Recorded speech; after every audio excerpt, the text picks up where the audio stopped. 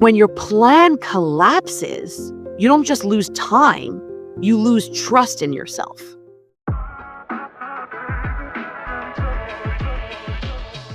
Hey squirrels, welcome to AvyHD, where ADHD isn't some clinical diagnosis, it's just life. I'm Avy, your always honest tour guide through this beautiful mess. Over here, we're not about fixing yourself. We're about figuring out how to actually enjoy your life as you are. So grab a snack and let's go. Hey squirrels, welcome back to AvyHD, where we talk about building a business and a life that actually fits your brain instead of fighting against it. Today's topic is one that will hit home for anyone who has ever tried to get their life together with a color-coded Google Calendar and then crash by Wednesday. I see you, I hear you, I feel you, I'm with you, I'm sorry. I'm just calling you out right at the top of the episode, but you can handle it, you can do hard things, and I'm going to teach you something that's going to help you. So don't worry, don't despair, I got you. We are talking about day sculpting, how to build a day that you will actually follow. So if you've ever felt like hour-by-hour schedules were great on paper and great in TikToks and great for other people, but completely collapse in real life, this episode is your permission slip to do things differently. Because guess what? You're an adult and you're the boss in your own life. So let's talk about why hour-by-hour schedules collapse under real life.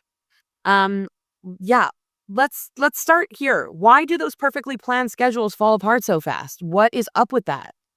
They're built for robots. They're not built for humans. They don't actually take humans into consideration. You wake up with good intentions and you've got your 8 a.m. email block, your 9 a.m. deep work block, your 10:30 meeting. It looks perfect. Everything fits. Everything is just like puzzle pieces clicking into each other. And then real life wakes up with you and your kid needs you and a client reschedules and your brain decides to take a field trip at 2 p.m. and suddenly your optimized schedule looks like the ruins of an archaeological site. It's not anything like what you intended at the beginning. Hour by hour planning collapses because it assumes that you have consistent focus all day. It assumes that every task will take exactly the time you predicted. And it assumes that nothing will interrupt you when we know that everything interrupts you. There are several fallacies that come into play here. These fallacies are just basically like tricks that our brain plays on us or that we play on our brain. I'm not totally sure which way it goes. But the planning fallacy is something that we've spoken about a lot.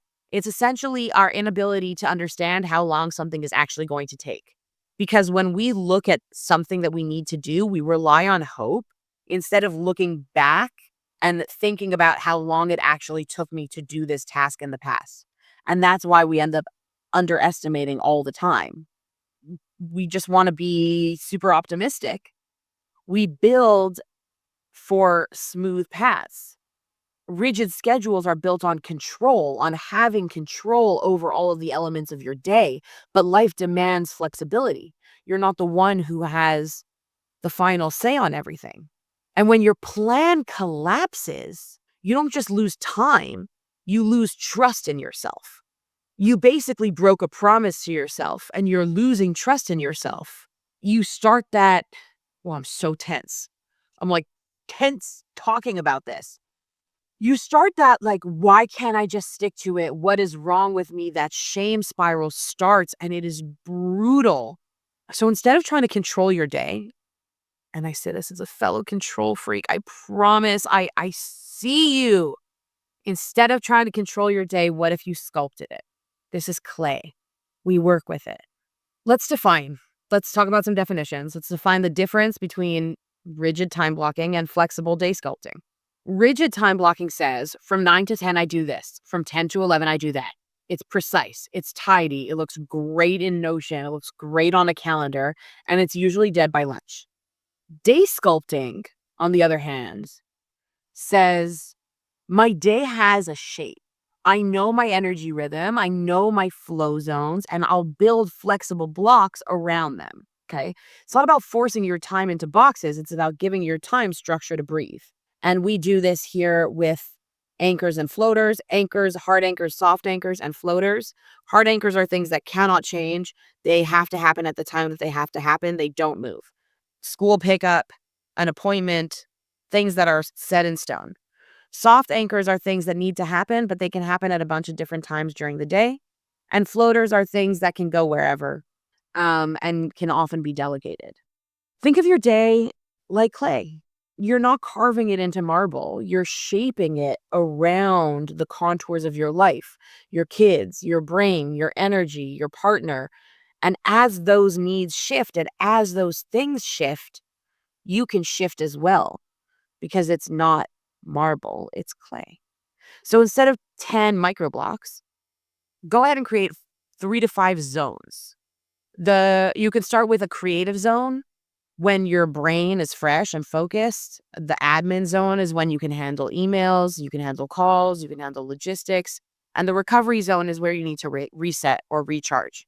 And then don't schedule a minute to minute. You schedule the mood. How am I feeling right now? Based on the information of how am I likely to feel? Because I've already mapped my energy, right? I already know what my flow is likely to be like. So I know the right questions to ask myself during the day to ensure that I'm staying in flow. Day sculpting gives you the permission to do that. You still have structure. It's just alive. It moves with you. It's the difference between a handwritten calendar and an AI calendar. Here's where the magic happens. And if you listen to my episode on rhythm mapping, then this is going to sound familiar.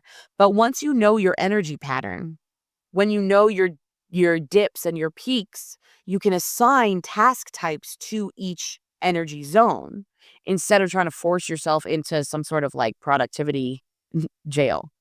So let's break it down. Your high energy zone, like we said, this is your brain's prime time. For most people, it's 1 to 3 hours in the morning. Yours might be late at night. Mine is at like midnight. Sucks. I like to sleep at midnight, but that's when my time is. Use this for deep creative, for strategy work, for anything that requires you to go deep down, writing, problem solving, brainstorming, client strategy, all of the things that require real focus and your best brain power. Your mid energy zone is just mid.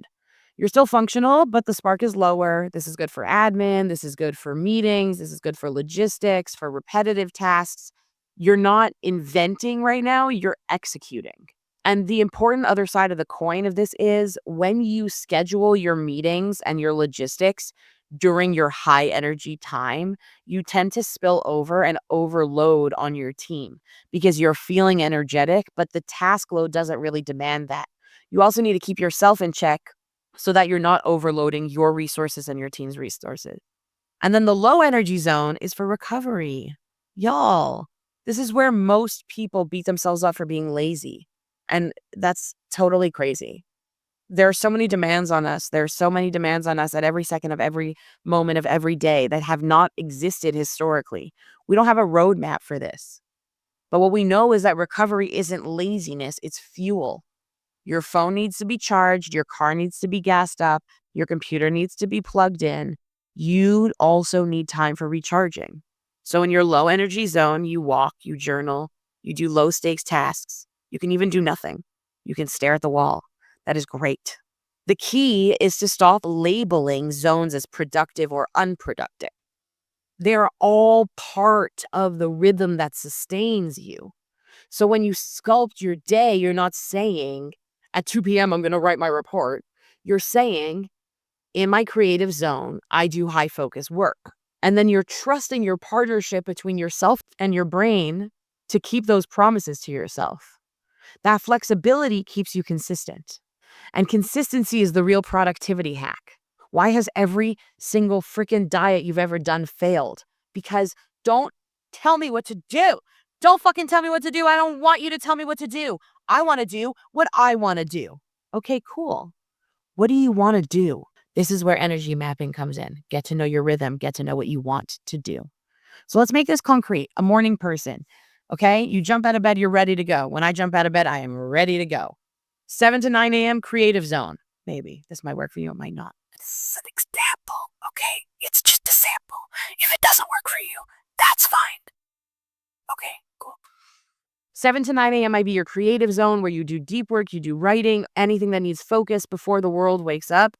I don't know whose world is waking up at 7 to 9 a.m., but this might be 4 to 6 a.m. It might be whatever. Doesn't matter. 9 to 11, that's when the workday starts. The 9 to 5 workday starts. That's the admin zone, maybe. Emails, clients, client communication, calls, whatever. 11 to 1, recovery, lunch, errands, rest, reset. 1 to 3 might be some mid-energy work, meetings, planning, review tasks, things that are going to rely on some sort of external energy to keep your energy up. So if you're in a meeting with another person and you're really able to draw on other people's energy, that's a really good meeting block for you when you're feeling kind of mid-energy. Also, when you're feeling super high energy and you're in these meetings, sometimes we creep out our clients. So just note that. And then 3 to 5 maybe is like light wrap up. You might prep for tomorrow, wind down. You might log your wins. You might communicate to your team, whatever. It's not strict. It's the shape of a productive day, but it's not a cage. Okay. A night owl might look totally different. 9 to 11 might start soft. You might start with a recovery block, a gentle morning, some journaling, movement, coffee, easing into your day. Maybe 11 to 1 is an admin zone, right? So we do out here, we do our emails, our logistics, our small tasks. Then maybe 1 to 3 p.m. is your creative zone. That's when you have peak energy to write, to create, to build, to brainstorm. Maybe 3 to 5 is a social zone where you want to call, collaborate, network, meet people. And then you're a night person. So you have 7 to 10 p.m. as a bonus creative zone. Late night flow time, right? Maybe some music, some writing, some strategy, whatever lights you up. This basically the whole world is asleep. Both structures respect your natural rhythm instead of forcing it into a one size fits all solution. Because day sculpting, as we said, works with your energy and not against it. Here's my favorite part. When you sculpt your days, you stop living in the Monday guilties. You know the feeling when you miss a few blocks and your week derails and you tell yourself, okay, I'm going to start fresh on Monday. And then Monday comes and you're already behind before you even opened your eyes. Day sculpting kills that because you're not breaking your system when life happens. Your system bends with you, right? If it's flexible, it will bend instead of breaking. If you missed your morning zone, no problem. Shift your creative block to the next open zone. You didn't get to everything. Okay, it rolls forward. Not as failure, but as flow. It's okay. Not every day is going to look the same. It's not about perfect days. It's about sustainable ones. And when you build a day that actually reflects how you live, you stop feeling like you're chasing discipline and you start feeling like you're in partnership with your time, which is so cool. That's when things start to finally stick. So here's the takeaway. Your day isn't something to control, okay? It's something to sculpt. When you build your day around your real energy and you stop fighting all the goddamn time and you're not building around the fantasy version of you that you wish existed, it becomes a day that you can actually follow again and again and again. And if you loved today's day sculpting tips, let's put them to work before the holidays steal your time because we know it can happen. The holidays can be a time suck. Families, God love them, can be a complete time suck. Join me in the time webinar this month, and we will build your personal day sculpted plan together. So you can head into December with a schedule that actually works for you, not against you, and get yourself off to the best possible start for the new year. Save your spot at the link below.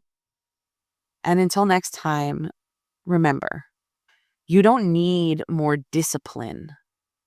You just need better design. You got this, squirrels. I believe in you. You are so capable and you are so deserving of having a day that fits with you, and you're so deserving of stopping the fight. Let me know. And I cannot wait to see you at the webinar. See you next time, squirrels.